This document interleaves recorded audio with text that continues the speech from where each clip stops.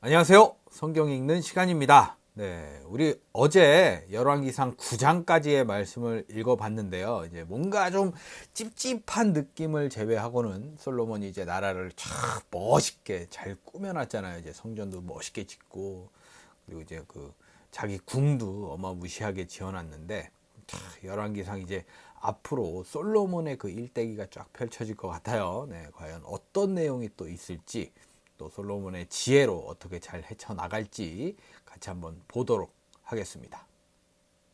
네, 먼저 열왕기상 10장의 말씀을 먼저 보겠습니다. 네, 스바 여왕이 주님의 이름 때문에 유명해진 솔로몬의 명성을 듣고서 여러 가지 어려운 질문으로 시험해 보려고 솔로몬을 찾아왔다. 네, 의도가 다분히 불순하네요. 네. 여왕은 수많은 수행원을 데리고 또 여러 가지 향료와 많은 금과 보석을 낙타에 싣고 예루살렘으로 왔다. 그는 솔로몬에게 이르러서 마음속에 품고 있던 온갖 것을 다 물어보았다. 솔로몬은 여왕이 묻는 온갖 물음에 척척 대답하였다. 솔로몬이 몰라서 여왕에게 대답하지 못한 것은 하나도 없었다. 스바 여왕은 솔로몬이 온갖 지혜를 갖추고 있는 것을 확인하고 또 그가 지은 궁전을 두루 살펴보고 또 왕의 식탁에다가 차려놓은 요리와 신하들이 둘러앉은 모습과 그의 관리들이 일하는 모습과 그들이 입은 제복과 술잔을 받들어 올리는 시종들과 주님의 성전에서 드리는 번제물을 보고 넋을 잃었다. 참 뿌듯하네요. 네, 시험하러 왔다가 감동을 한 거죠. 이렇게 여왕이 왕에게 말하였다. 임금님께서 이루신 업적과 임금님의 지혜에 관한 소문을 내가 나의 나라에서 이미 들었지만 와서 보니 과연 들은 소문이 모두 사실입니다. 내가 여기 오기 전까지는 그 소문을 믿지 않았는데 내 눈으로 직접 확인하고 보니 오히려 내가 들은 소문은 사실의 절반도 안 되는 것 같습니다. 임금님께서는 내가 들은 소문보다 지혜와 복이 훨씬 더 많습니다. 네, 이런 걸로 봐서는 하나님께서 이렇게 주실 때는 사람이 생각하는 그런 규모와 막 이런 게 아니라 갑절로 막 엄청 많이 주신다고 하잖아요. 네, 감동받을 정도로 많이 주시는 것 같아요. 임금님의 백성은 참으로 행복한 사람들입니다. 임금님 앞에 서서 늘 임금님의 지혜를 배우는 임금님의 신하들 또한 참으로 행복하다고 하지 아니할 수 없습니다. 임금님의 주 하나님께 찬양을 돌립니다. 하나님께서는 임금님을 좋아하셔서 임금님을 이스라엘을 다스리는 왕좌에 앉히셨습니다. 주님께서는 이스라엘을 영원히 사랑하셔서 임금님을 왕으로 삼으시고 공평과 정의로 다스리게 하셨습니다. 그런 다음에 여왕은 금 120달란트와 아주 많은 향료와 보석을 왕에게 선사하였다. 솔로몬 왕은 스바 여왕에게서 받은 것처럼 많은 향료를 어느 누구에게서도 다시는 더 받아본 일이 없다. 시험하러 왔는데 이제 막 그냥 감동을 하고, 저는 되게 감동을 받았던 게 하나님께 찬양을 돌리는 거예요. 네, 그 임금님의 모습을 보고 야, 하나님 멋있다라고 이렇게 찬양받을, 우리들도 그렇게 하고 싶잖아요. 우리가 잘 되고 뭔가 이렇게 성공을 했다면 역시 하나님께서 저 사람을 도와주셨구나, 이런 거 들으면 기분 굉장히 좋잖아요. 네, 그런 일이 이렇게 펼쳐지고 있습니다. 네. 오빌에서부터 금을 싣고 온 히람의 배들은 대단히 많은 백단목과 보석을 가지고 왔는데 왕은 이 백단목으로 주님의 성전과 왕궁의 계단을 만들고 합창단원이 쓸 수금과 하프를 만들었다. 이와 같은 백단목은 전에도 들여온 일이 없고 오늘까지도 이런 나무는 본 일이 없다. 솔로몬 왕은 스바 여왕에게 왕의 관례에 따라 답례물을 준 것 밖에도 그 여왕이 요구하는 대로 가지고 싶어 하는 것은 모두 주었다. 여왕은 신하들과 함께 자기 나라로 돌아갔다. 네. 해마다 솔로몬에게 들어오는 금은 그 무게가 666달란트였다. 예, 뭐 뜻하지 않은 거겠지만 이제 우리가 별로 좋아하지 않는 숫자죠. 666. 예. 이 밖에도 상인들로부터 세금으로 들어온 것과 무역업자와의 교역에서 얻은 수입과 아라비아의 모든 왕들과 국내의 지방 장관들이 보내오는 금도 있었다. 네. 금이 엄청나게 많이 들여오네요. 솔로몬 왕은 금을 두드려 패서 입힌 큰 방패를 200개나 만들었는데 방패 하나에 들어간 금만 하여도 600세겔이나 되었다. 예, 보통 이제 무게를 세겔로 하거든요. 이 단위를. 근데 이제 달란트로 넘어가면 이제 어마무시한 양이라고 하더라고요. 네. 그는 또 금을 두드려 패서 입힌 작은 방패를 300개를 만들었는데 그 방패 하나에 들어간 금은 3만회였다. 왕은 이 방패들을 레바논 수풀궁에 두었다. 뭐 싸우려고 이렇게 만든 건 아니고 장식품으로 쫙 예쁘게 만들었나 봐요. 왕은 상아로 큰 보좌를 만들고 거기에다 잘 정련된 금을 입혔다. 상아가 예전에는 엄청난 사치품이었다고. 네, 지금은 이제 난리 나죠. 이거 한번 했다가는 동물 보호 단체에다가 뭐 날 신고당하고 막 난리가 납니다. 네. 보좌로 오르는 층계에는 계단이 6이 있었으며 보좌의 꼭대기는 뒤가 둥그렇게 되어 있었으며 그 앉은 자리 양쪽에는 팔걸이가 있고 그 팔걸이 양 옆에는 각각 사자상이 하나씩 서 있었다. 6개의 계단 양쪽에도 각각 6개씩 12개의 사자상이 서 있었다. 일찍이 어느 나라에서도 이렇게는 만들지 못하였다. 네. 사자상, 그럼 되게 뭔가 위험 있어 보이고 멋있잖아요. 장식이 쫙 굉장히 멋있네요. 네. 솔로몬 왕이 마시는 데 쓰는 모든 그릇은 금으로 되어 있었고 레바논 수풀궁에 있는 그릇도 모두 순금이며 은으로 된 것은 하나도 없었다. 예, 지금은 은으로 된 것만 해도 어마무시한데 네, 이땐 금으로. 참. 솔로몬 시대에는 은은 귀금속 축에 들지도 못하였다. 네. 참. 왕은 다시스 배를 바다에 띄우고 히람의 배와 함께 해상 무역을 하게 되었다. 새해마다 한 번씩 다시스의 배가 금과 은과 상아와 원숭이와 공작새들을 실어오고는 하였다. 네. 엄청난 이제 사치품들인 것 같아요, 이런 게. 솔로몬 왕은 재산에 있어서나 지혜에 있어서나 이 세상의 그 어느 왕보다 훨씬 뛰어났다. 그래서 온 세계 사람은 모두 솔로몬을 직접 만나서 하나님께서 그의 마음에 넣어주신 지혜의 말을 들으려고 하였다. 그래서 그들은 각각 은 그릇과 금 그릇과 옷과 갑옷과 향료와 말과 노새를 예물로 가지고 왔는데 해마다 이런 사람의 방문이 그치지 않았다. 예, 이때는 이제 검색 엔진도 없었고 말이죠. 네, 이런 거 물어보려면 직접 찾아갔었나 봐요. 네, 대단한 정성이 아니었나 싶은 마음이 있습니다. 솔로몬이 병거와 기병을 모으니 병거가 1400대, 기병이 12,000명에 이르렀다. 솔로몬은 그들을 병거 주둔성과 왕이 있는 예루살렘에다가 나누어서 배치하였다. 이게 뭐 이제 전쟁을 대비하기보다는 이때는 뭔가 이 형식상 느낌으로 이렇게 가는 것 같죠. 왕 덕분에 예루살렘에는 은이 돌처럼 흔하였고 백향목은 세펠라 평원지대의 뽕나무만큼이나 많았다. 솔로몬은 나를 이집트와 구에로부터, 나라 이름이 구에예요. 수입하였는데 왕실 무역상을 시켜서 구에에서 사들였다. 병거는 이집트에서 한 대에 은 600세겔을, 어떻게 보면 이제 돌 600세겔이라고. 네. 그리고 말은 한 필에 은 150세겔을 주고 들여와서, 네, 돌로 이제 사는 거예요. 예. 돌처럼 많았다니까.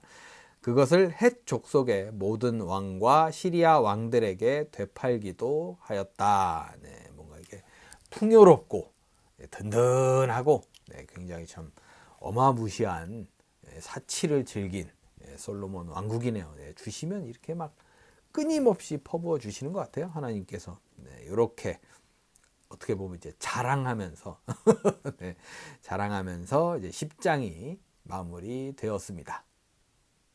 네, 계속해서 열왕기상 11장의 말씀입니다. 네, 10장까지 이제 얼마나 대견하고 멋있습니까? 하나님께 찬양까지 딱 남들이 보고서 이제 하나님께 찬양을 드릴 정도로 네, 어마무시한 솔로몬의 행적이 이어지고 있습니다. 과연 11장에서는 또 솔로몬이 어떤 일을 펼칠지, 이쯤 되면 이제 솔로몬이 이런 일을 하였다 뭐 이런 게 많이 나올 것 같거든요. 네, 한번 보도록 하겠습니다. 솔로몬 왕은 외국 여자들을 좋아하였다. 네. 좀 뭐가 이상하네요. 이집트의 바로의 딸 말고도 모압 사람과 암몬 사람과 에돔 사람과 시돈 사람과 헷 사람에게서 많은 외국 여자를 후궁으로 맞아 들였다. 후궁으로 좀 쎄한 느낌이 들어요. 주님께서 일찍이 이 여러 민족을 두고 이스라엘 자손에게 경고하신 일이 있다. 너희는 그들과 결혼을 하고자 해서도 안 되고 그들이 청혼하여 오더라도 받아들여서는 안 된다. 분명히 그들은 너희의 마음을 그들이 믿는 신에게로 기울어지게 할 것이다 하고 말씀하셨다. 그런데도 솔로몬은 외국 여자들을 좋아하였으므로 마음을 돌리지 못하였다. 네. 다윗이나 솔로몬이나 이게 부자지간이라 그런지 여성분들 때문에 여자들을 탐하는 그런 마음 때문에 죄를 좀 짓게 되네요. 이거 좀 큰일이 아니었으면 좋겠습니다. 그는 자그마치 700명의 후궁과 300명의 첩을 두었는데 그 아내들이 그의 마음을 사로잡았다. 네, 엄청 좋아했네요. 네.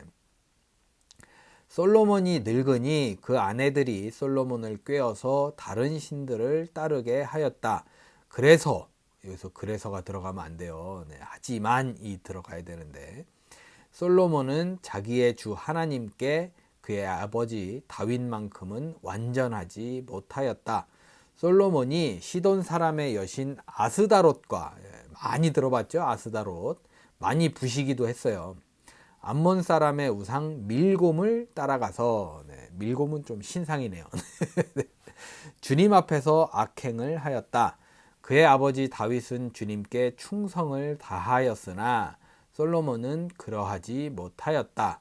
솔로몬은 예루살렘 동쪽 산에서 모압의 혐오스러운 우상 그모스를 섬기는 산당을 짓고 암몬 자손의 혐오스러운 우상 몰렉을 섬기는 산당도 지었는데 그는 그의 외국인 아내들이 하자는 대로 그들의 신들에게 향을 피우며 제사를 지냈다. 왕이 이래버리면 답이 안 나오죠. 네. 이와 같이 솔로몬의 마음이 주 이스라엘의 하나님을 떠났으므로 주님께서 솔로몬에게 진노하셨다. 주님께서는 2번씩이나 솔로몬에게 나타나셔서 다른 신들을 따라가지 말라고 당부하셨지만 솔로몬은 주님께서 하신 말씀에 순종하지 않았다. 네, 2번씩이나 이렇게 찾아오셨는데도 솔로몬이 말을 듣지 않았네요. 네, 아쉽습니다. 안타깝습니다. 그러므로 주님께서 솔로몬에게 이렇게 말씀하셨다. 내가 이러한 일을 하였고 내 언약과 내가 너에게 명령한 내 법규를 지키지 아니하였으니 내가 반드시 내게서 왕국을 떼어서 내 신하에게 주겠다. 다만 내가 사는 날 동안에는 내 아버지 다윗을 보아서 그렇게 하지 않겠지만 내 아들 때에 이르러서는 내가 이 나라를 갈라놓겠다.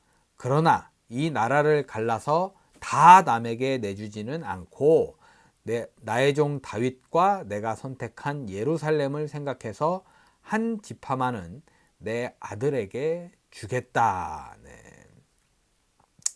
이 말씀을 딱 보니까 그런 생각이 들더라고요. 네. 주님께서 복을 주실 때는 막 1000대까지 이렇게 쭉 내려주시는데 벌을 내리실 때는 이제 3, 4대까지 이렇게 주신다는 말씀을 보면 꼭 이렇게 다 말씀대로 이루시는데 벌을 주실 때는 살짝 이렇게 좀 말씀대로 안 하시고 좀 이렇게 줄이는 뭔가 이렇게 좀 이만큼 벌을 주실 거면 살짝 요만큼만 주시고 나머지 이제 좀 용서해 주시는 느낌, 마음이 좀 약하시다. 네, 그런 느낌이 있어요. 네. 그걸 자꾸 이스라엘 사람들이 이용하는 것 같아서 기분이 나쁜 거죠. 저희는 우리도 그렇게 살지 않나, 이런 양심의 고백을 또 하게 됩니다. 네. 이렇게 해서 주님께서는 에돔 출신으로 에돔에 살고 있는 왕손 하닷을 일으키셔서 솔로몬의 대적이 되게 하셨다. 전에 다윗이 에돔에 있을 때에 군사령관 요압 장군이 살해당한 사람들을 묻으려고 그곳으로 내려갔다가 에돔에 있는 모든 남자를 다 쳐 죽인 일이 있다. 이런 일이 있었네요. 또 요압은 온 이스라엘 사람과 함께 에돔에 있는 모든 남자를 다 진멸할 때까지 6달 동안 거기에 머물러 있었다. 그러나 하닷은 자기 아버지의 신하이던 에돔 사람들을 데리고서 이집트로 도망하였다. 그때의 하닷은 아직 어린 소년이었다. 어떻게 보면 이제 리더십이 있었네요. 어릴 때부터. 그들은 미디안에서 출발하여 바란에 이르렀고 그곳에서 장정 몇 사람을 데리고 이집트로 내려가서 이집트 왕 바로에게로 갔다. 이집트 왕 바로는 그에게 집과 얼마만큼의 음식을 내주고 땅도 주었다.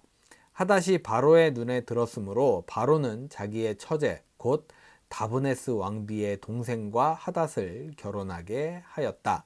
다브네스의 동생은 그 아들 그누밧을 낳았는데 다브네스는 그를 바로의 궁 안에서 양육하였으므로 그누밧은 바로의 궁에서 바로의 아들들과 함께 자랐다. 어떻게 보면 이제 모세랑 비슷하게 이렇게 자란 거 아닌가, 그런 생각이 살짝 드네요. 그 뒤에 하닷은 다윗과 군사령관 요압 장군이 죽었다는 것을 이집트에서 듣고서 고국 땅으로 돌아가게 허락해 달라고 바로에게 요청하였다. 그러자 바로는 그에게 나와 함께 있는 것이 무엇이 부족해서 그렇게도 고국으로 가려고만 하오 하면서 말렸다. 그러나 하닷은 부족한 것은 아무것도 없지만 보내달라고 간청하였다. 바로의 왕들을 쭉 보면 오는 사람 말리지 않고 가는 사람 말리는 스타일인 것 같아요. 네. 하나님께서는 솔로몬의 또 다른 대적자로서 엘리아다의 아들 르손을 일으키셨다. 그는 자기가 섬기던 소바왕 하닷 에셀에게서 도망한 사람이다. 다윗이 소바 사람들을 죽일 때에 그는 사람들을 모으고 그 모은 무리의 두목이 되어서 다마스쿠스로 가서 살다가 마침내 다마스쿠스를 다스리는 왕이 되었다. 르손은 솔로몬의 일생 동안에 이스라엘의 대적자가 되었다. 그렇지 않아도 솔로몬은 하닷에게 시달리고 있었는데 엎친 데 덮친 격으로 르손에게도 시달렸다. 르손은 시리아를 다스리는 왕이 되어서 계속하여 이스라엘을 괴롭혔다. 네, 솔로몬 참 안타깝네요. 참 큰 복을 받았는데. 느밧의 아들 여로보암은 에브라임족의 스레다 사람으로서 한동안은 솔로몬의 신하였다. 이 사람까지도 솔로몬 왕에게 반기를 들어서 대적하였다. 그의 어머니는 과부 스루아이다. 그가 왕에게 반기를 든 사정은 이러하다. 솔로몬이 밀로를 건축하고 그의 아버지 다윗성의 갈라진 성벽 틈을 수리할 때이다. 그 사람 여로보암은 능력이 있는 용사였다. 솔로몬은 이 젊은이가 일 처리하는 것을 보고는 그에게 요셉 가문의 부역을 감독하게 하였다. 그 무렵에 여로보암이 예루살렘에서 나아오다가 길에서 실로의 아히야 예언자와 마주쳤다. 아히야는 새 옷을 걸치고 있었고 들에는 그들 둘만 있었는데 아히야는 그가 입고 있는 새 옷을 찢어서 12조각을 내고 여로보암에게 말하였다. 10조각은 그대가 가지십시오. 주 이스라엘의 하나님께서 그대에게 이렇게 말씀하셨습니다. 자, 내가 솔로몬의 왕국을 찢어서 10지파를 너에게 준다. 그리고 한 지파는 내 종 다윗을 생각해서, 그리고 이스라엘의 모든 지파 가운데서 내가 택한 성읍 예루살렘을 생각해서 솔로몬이 다스리도록 그대로 남겨둔다. 네, 이렇게 뭔가 이렇게 미련을 남겨주세요. 벌을 주실 때마다. 솔로몬은 나를 버리고 시돈 사람의 여신인 아스다롯과 모압의 신 그모스와 암몬 자손의 신 밀곰에게 절하며 그의 아버지 다윗과는 달리 내 앞에서 바르게 살지도 않고 법도와 율례를 지키지도 않았지만 내가 택한 나의 종 다윗이 내 명령과 법규를 지킨 것을 생각해서 솔로몬이 살아있는 동안에는 그 온 왕국을 그의 손에서 빼앗지 아니하고 그가 계속해서 통치하도록 할 것이다. 그렇지만 그의 아들 때에 가서는 내가 그 나라를 빼앗아서 그 가운데서 10지파를 너에게 주고 한 지파는 솔로몬의 아들에게 주어서 다스리게 할 것이다. 그러면 그가 내 이름을 기리도록 내가 선택한 도성 예루살렘에서 다스릴 것이고 내 종 다윗에게 준 불씨가 꺼지지 않을 것이다. 여로보암아, 내가 너를 이스라엘의 왕으로 삼겠다. 너는 내가 원하는 모든 지역을 다스릴 것이다. 내가 나의 종 다윗이 한 것과 같이 내가 명령한 모든 것을 따르고 내가 가르친 대로 살며 내 율례와 명령을 지켜서 내가 보는 앞에서 바르게 살면 내가 너와 함께 있을 것이며 내가 다윗 왕조를 견고하게 세운 것 같이 내 왕조도 견고하게 세워서 이스라엘을 너에게 맡기겠다. 솔로몬이 지은 죄 때문에 내가 다윗 자손에게 이러한 형벌을 줄 것이지만 항상 그러하지는 않을 것이다. 솔로몬이 여로보암을 죽이려고 하니 여로보암은 일어나서 이집트 왕 시삭에게로 도망하여 솔로몬이 죽을 때까지 이집트에 머물러 있었다. 네, 이제 어떻게 보면 이제 다윗에게 했던 말씀 그대로, 솔로몬에게 했던 말씀 그대로 이제 여로보암에게도 말씀을 하시잖아요. 어떻게든 복을 주시려고 이제 막 어떻게 노력을 하시는 것 같아요. 복을 주시려고 노력을 하시는 것 같은 느낌이 들어서 안타깝습니다. 네, 과연 여로보암은 근데 생각이 있다면 자기가 이제 솔로몬의 그런 것들을 보고 했으면 아마 말을 잘 듣지 않을까 그런 생각이 듭니다. 네. 솔로몬의 나머지 행적과 그가 한 모든 일과 그의 지혜는 모두 솔로몬 왕의 실록에 기록되어 있다. 솔로몬은 예루살렘에서 40년 동안 온 이스라엘을 다스렸다. 솔로몬은 죽어서 그의 아버지 다윗의 성에 묻혔다.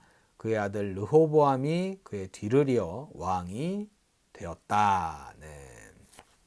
이렇게 이제 11장이 파국으로 치닫으면서 마무리가 되었습니다.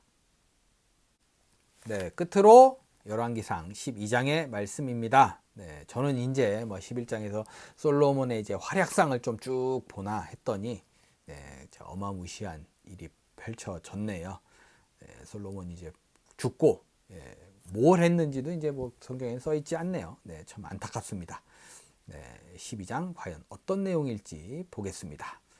온 이스라엘이 르호보암을 왕으로 세우려고 세겜에 모였으므로 르호보암도 세겜으로 갔다.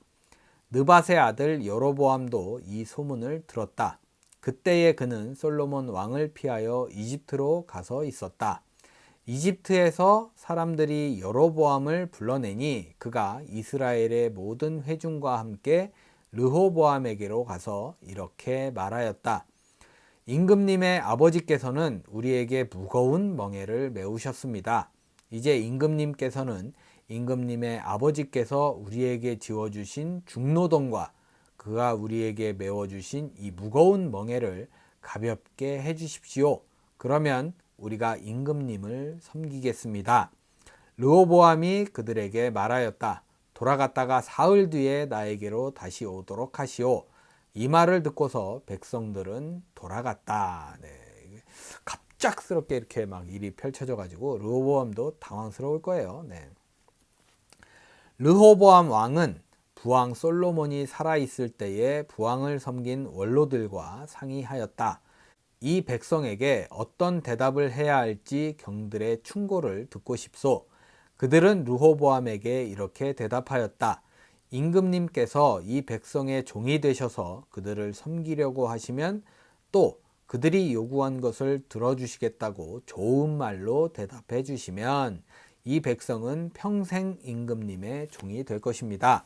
원로들이 이렇게 충고하였지만 그는 원로들의 충고를 무시하고 자기와 함께 자란 자기를 받드는 젊은 신하들과 의논하면서 그들에게 물었다. 백성들이 나에게 부왕께서 메워주신 멍에를 가볍게 하여 달라고 요청하고 있소. 이 백성에게 내가 어떤 말로 대답하여야 할지 그들의 충고를 듣고 싶소. 왕과 함께 자란 젊은 신하들이 그에게 말하였다.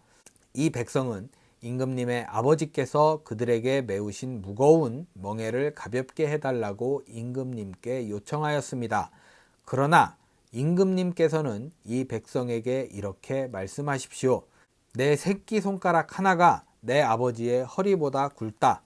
내 아버지가 너희에게 무거운 멍에를 메웠다. 그러나 나는 이제 너희에게 그것보다 더 무거운 멍에를 메우겠다. 내 아버지는 너희를 가죽 채찍으로 매질하였지만 나는 너희를 쇠 채찍으로 치겠다 하고 말씀하십시오.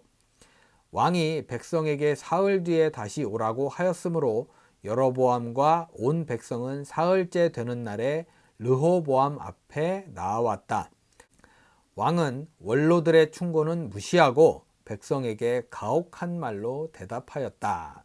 그러니까 이제 원로들의 말은 이제 꼰대들의 말이다. 우리 젊게 나가자. 막 이렇게 좀 다스리자. 막 이런 느낌으로 갔나 봐요. 좀 어떻게 보면 이제 객기죠, 객기.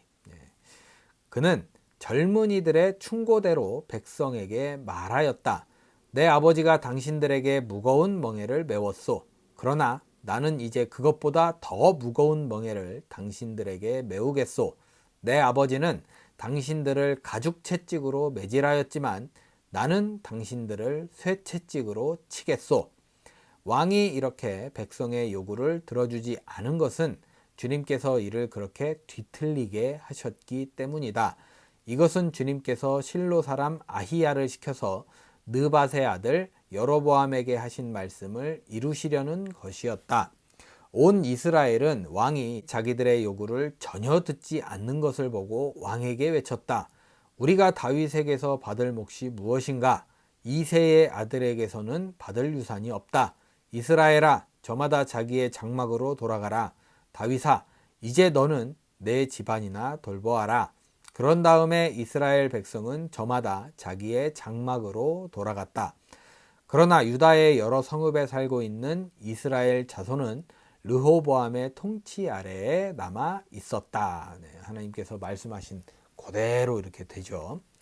르호보암 왕이 강제노동 감독관 아도니람을 이스라엘 자손에게 보내니 온 이스라엘이 모여서 그를 돌로 쳐 죽였다. 그러자 르호보암 왕은 급히 수레에 올라서서 예루살렘으로 도망하였다. 이렇게 이스라엘은 다윗 왕조에 반역하여서 오늘에 이르렀다. 이 무렵에 온 이스라엘 백성은 여로보암이 돌아왔다는 소식을 듣고서 사람을 보내어 그를 총회로 불러왔으며 그를 온 이스라엘을 다스리는 왕으로 추대하였다. 그리하여 유다 지파만 제외하고는 어느 지파도 다윗 가문을 따르지 않았다. 유다 지파도 좀 뭐 어쩔 수 없어서 이렇게 된 건지 모르겠는데 다윗을 따를 필요가 없죠. 더 힘들게 하겠다는데 누가 좋아해요. 참 파국으로 치닫는 오늘 또 보게 됩니다. 르호보암이 예루살렘에 이르러서 온 유다 가문과 베냐민 지파의 동원령을 내려 정병 18만 명을 선발하였다. 그래서 이스라엘 가문과 싸워서 왕국을 다시 솔로몬의 아들 르호보암에게 돌리려고 하였다. 그러나 그때에 하나님께서 하나님의 사람 스마야에게 말씀하셨다.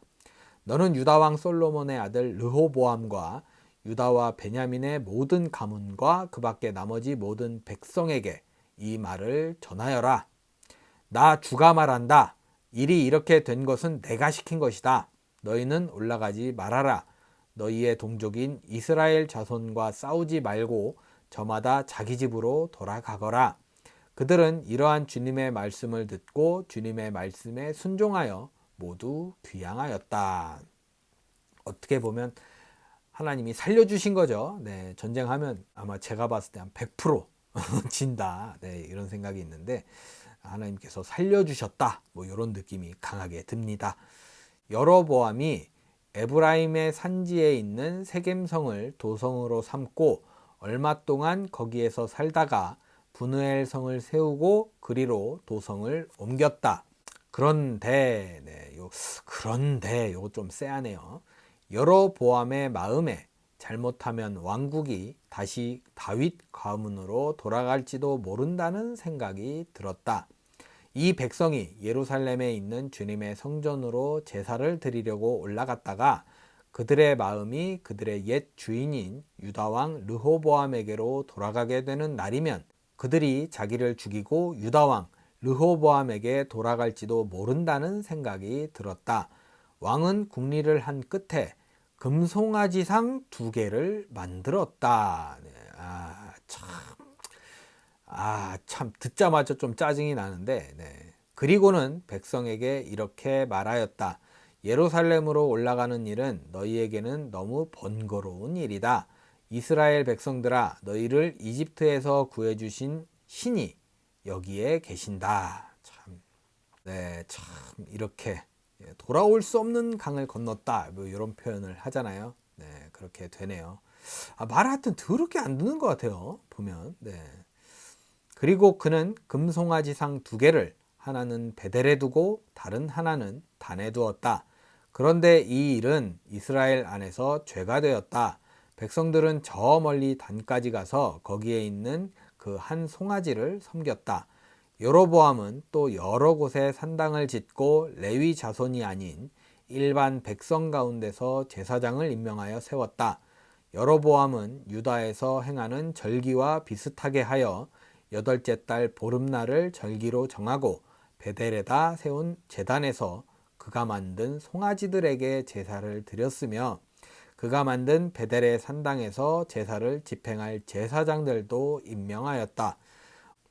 왕은 자기 마음대로 정한 8째 달 보름날에 베델에 세운 제단에서 제사를 드렸다. 그는 이스라엘 자손이 지켜야 할 절기를 이렇게 제정하고 자기도 그 제단에 분향을 하려고 올라갔다. 네, 완전히 그냥 제가 봤을 때 끝나버렸네요. 네, 어떻게 보면 이제 뭐 여로보암이나 르호보암이나 완전히 그냥 나락으로 가버렸습니다. 네, 이렇게 씁쓸하게 12장이 마무리되었습니다.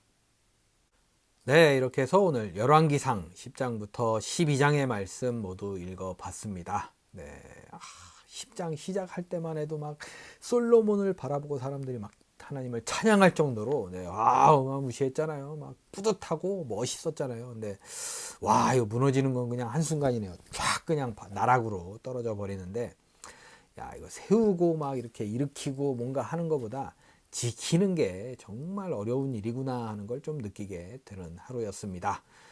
그러면서 이제 한편으로 양심 고백을 하자면 이제 송아지 우상 이런 거 보면서 짜증 났잖아요. 우리 또 이러네 얘네들 왜 이렇게 우상을 섬기는 거야 라고 말을 하지만 우리도 지금 살아가는 데 있어서 이제 금송아지 같은 것을 바라보고 있지 않나. 눈앞에 재물을 바라보고 있지 않나. 하나님보다는 눈앞에 재물과 성공과 뭐 이런 거 바라보고 있지 않나라는 생각을 하면서 양심에 좀 찔리더라고요. 저는. 어쩔 수 없는 인간인가 봐요. 막 이렇게 고백을 하게 되는데 모쪼록 오늘만큼은 좀 알았으니까 모르면 모르겠는데 또 알았으니까 또 이제 눈앞에 재물과 눈앞에 부귀영화보다는 이제 하나님을 한번 바라볼 수 있는 그런 오늘을 보내면 어떨까라는 생각이 듭니다. 오늘도 여러분 복된 하루 보내시고요. 눈앞에 부귀영화 막 이런 것보다는 한 번쯤은 기도하고 그런 시간 갖고 또 하나님을 바라볼 수 있는 시간을 가졌으면 하는 바람이 있습니다. 저에 대한 다짐이에요. 오늘 잘 보내시고요. 저는 내일 열왕기상 13장부터 15장의 말씀을 들고 찾아오도록 하겠습니다. 과연 앞으로 되게 힘든 나날들이 또 이어질 것 같은데 어떻게 될지 기대하겠습니다. 오늘도 함께 해주신 여러분 감사합니다.